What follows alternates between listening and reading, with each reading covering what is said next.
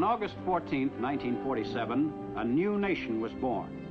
And several weeks later, the infant country, Pakistan, took its place among the free governments of the world in the family of United Nations. Carved out of the subcontinent of India, Pakistan ranks 5th in population among the countries of the world. Its land area is split into 2 non-contiguous geographical units in the eastern and western sections of what had been Britain's Indian Empire. For thousands of years, even before the time of Alexander the Great, the Khyber Pass has been the traditional gateway to the subcontinent. Today, this ancient route of the invader leads to the border of the free nation of Pakistan. Centuries before the birth of Christ, the Khyber Pass was one of the most important trade routes between Central Asia and India. Caravans still traverse the passage in much the same manner as they did 2,000 years ago. Along the route, fortified villages offered secure shelter to travelers who were under constant threat of attack by marauding tribesmen. Most of the traveling bands that set out to make the difficult trip across the craggy defile were usually well loaded with goods that could bring a considerable price once their destination was reached.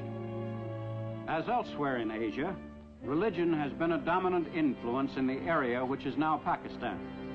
After the creation of the new Muslim nation, believers in Islam poured in from India in great numbers. And today, of the 80 million inhabitants of Pakistan, 68 million are Muslims. The people of Pakistan represent a variety of racial stocks.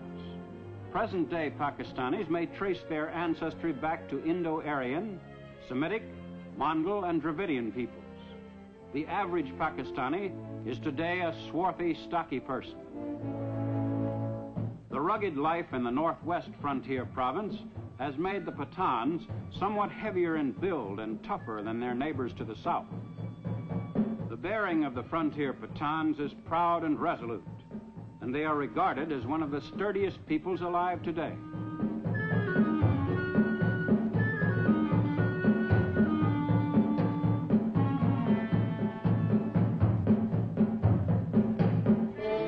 But throughout most of Pakistan, the people lead a less vigorous life.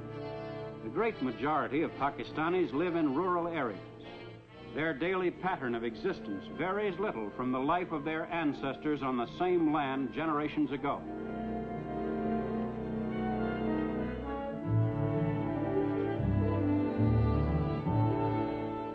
Throughout Pakistan, most Muslims still dress in the traditional manner.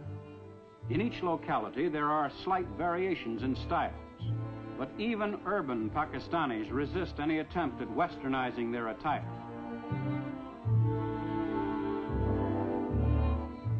Some women still cover themselves from sight with the ancient burqa. Everywhere, the face of this young nation today gives evidence of its religious heritage, from which the country derives its strength and unity.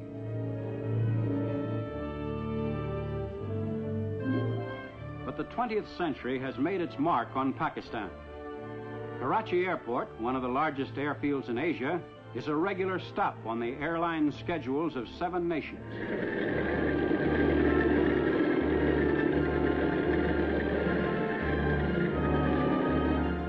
Pakistan, no longer a remote region, is now only a matter of hours from the capitals of Europe. The effects of this link with the world at large are most noticeable in the streets of Karachi, capital city of the young nation. Here, the ancient traditions and customs of the Orient are mixed with modern Western innovations.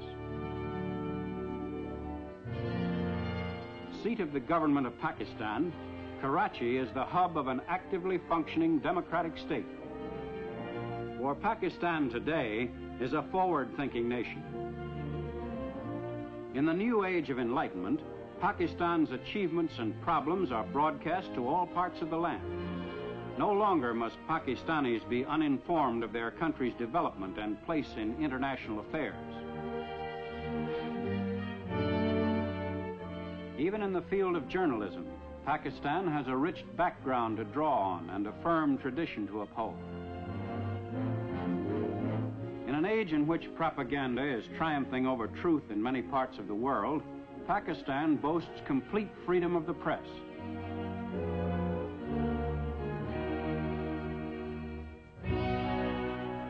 But these freedoms have not been easy to achieve. Pakistan's history to date has been far from smooth. When Muhammad Ali Jinnah took over the leadership of the country as the first Governor General, there were many serious problems to be faced. The task of rehabilitating the masses of Muslims who had migrated to Pakistan was second in importance only to the deteriorating political relations between Pakistan and neighboring India, also freed from British rule. The open hostility between India's Hindus and Pakistan's Muslims made the new Muslim nation's first years very difficult ones.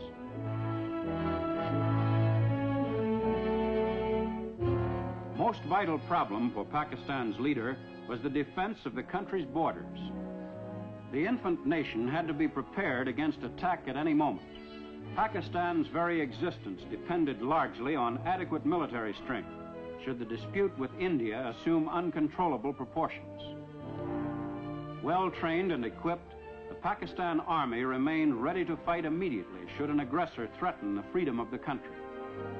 To support a military force considered adequate by the government, Pakistan must spend 62% of its national budget.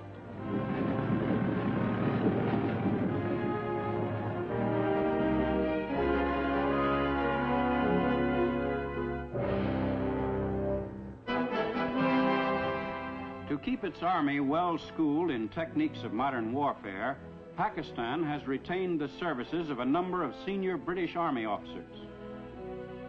These officers have a thorough knowledge of the problems of warfare in that type of country.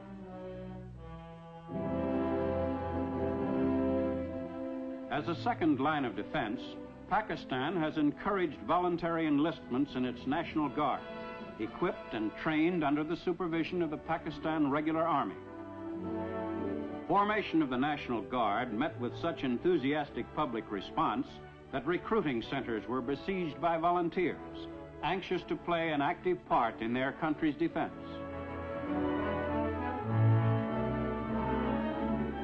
A women's branch of the National Guard was also formed, to be put into service in case of a national emergency. Volunteers in these units perform their military duties with determination and spirit. The chief dispute between Pakistan and India has centered on the Principality of Kashmir in the north. Famed for its beauty and bracing climate, Kashmir has long been the leading resort area of the Indian subcontinent. Because of its strategic location between Central and Southern Asia, Kashmir has been of vital importance to the nations which adjoin it. Behind its peaceful exterior, Kashmir has been a land of conflict. With partition, its Muslim majority was determined to join Pakistan, while its Hindu government acceded to India.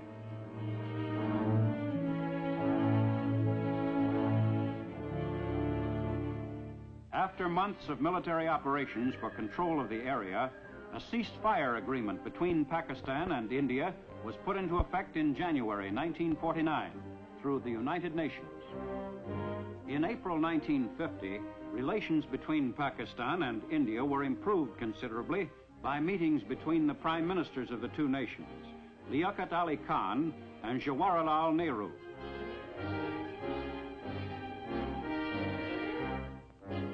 Disputes over the disposition of territory are not the only perplexing questions. West Pakistan is one of the most extensively irrigated areas in the world, but the headwaters of the rivers which feed that system are in Kashmir and in India. If the principal flow of these rivers were lost to Pakistan, large areas of the country now fertile would become arid. Should India divert the course of these rivers, Pakistan's irrigation system would become useless. Since Pakistan is chiefly an agricultural nation, such a move on India's part would be ruinous to the economy of the country as a whole.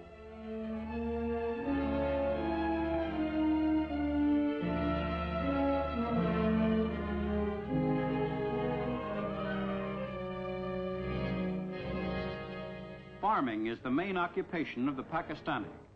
About 90% of the people are engaged in cultivation of the land or in animal breeding. Pakistan's farmers, most of whom own the land they work, are now being advised by the government on modern techniques, but in general, they still use time-honored methods and ancient implements.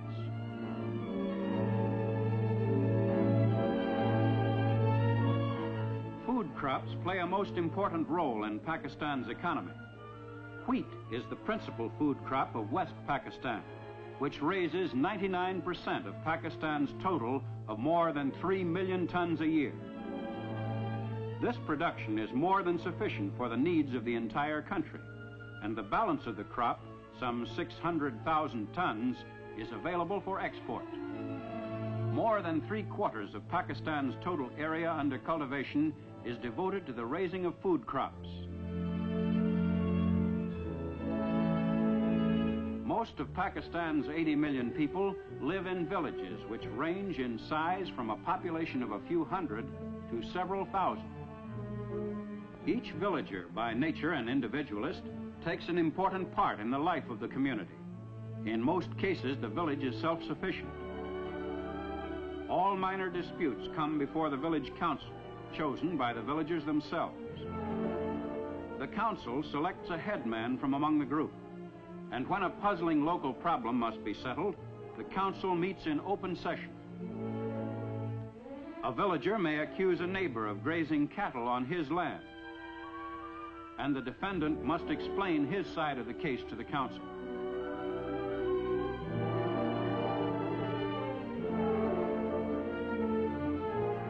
The young nation's concern for its people is everywhere apparent. In the smallest villages, schoolmasters are at work combating illiteracy, teaching the children the fundamentals of the Urdu language. For Pakistan is determined that future generations shall be educated to assume the responsibilities of citizenship.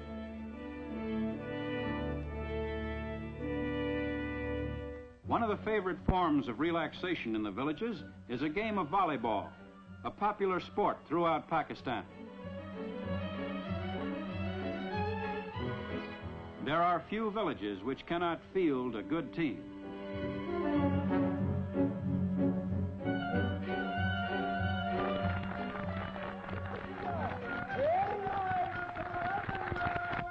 And once the chores of the day are finished, the villagers can enjoy the tunes of itinerant musicians who roam the countryside, entertaining the people who work the soil.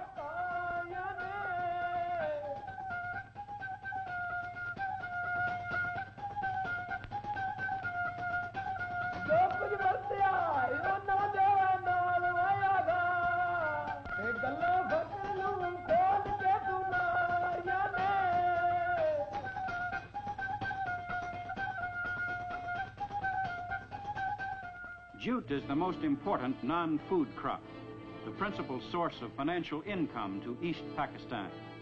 Called the golden fiber of Pakistan, jute is used for sacking and in carpets, linoleum, and upholstery. More than 3/4 of the world's supply of jute is raised in East Pakistan. Because the nation was left without a jute mill when British India was partitioned, the fiber could not be processed in Pakistan. Pending the construction of mills, Pakistan exports the raw fiber. All of East Pakistan's exports are funneled through the deep-water port of Chittagong on the Bay of Bengal. Through this port are routed also all shipments bound for West Pakistan, the only surface supply route between the two sections of the country. At Karachi, principal port of West Pakistan on the Arabian Sea, the ships of the great maritime nations discharge their cargoes of machinery.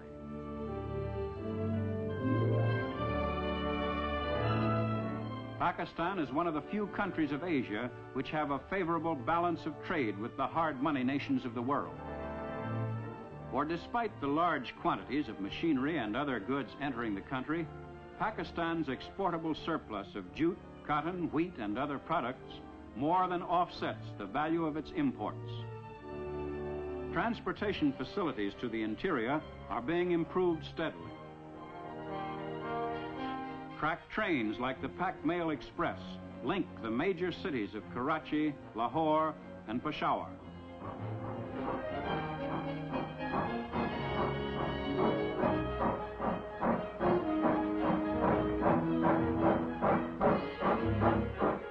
Since most of Pakistan's railways fell under the classification strategic at the time of partition, the government had to maintain them without adequate financial return. But the difficult period ended after some 7 months, and today the railways are on a sounder operating basis than ever before. The railway repair shops are busy converting coal-burning locomotives to diesel-type engines, for Pakistan is short of coal and oil is cheaper and more readily available. Pakistan's concern with its progress and future course of action was epitomized by Prime Minister Liaquat Ali Khan. We will never allow our freedom to be taken away. We shall fight aggression wherever it may be. And Pakistan shall cooperate with all those countries who want peace in the world and progress of mankind. To protect that peace and to achieve that degree of progress, the people of Pakistan are united in their resolve to work ceaselessly. For Pakistan is building for the future, and each Pakistani has a stake in that future. The people of Pakistan today are certain that their young country will grow and prosper, and will, in the years ahead, continue to win the respect of the other free nations of the world. Time marches on.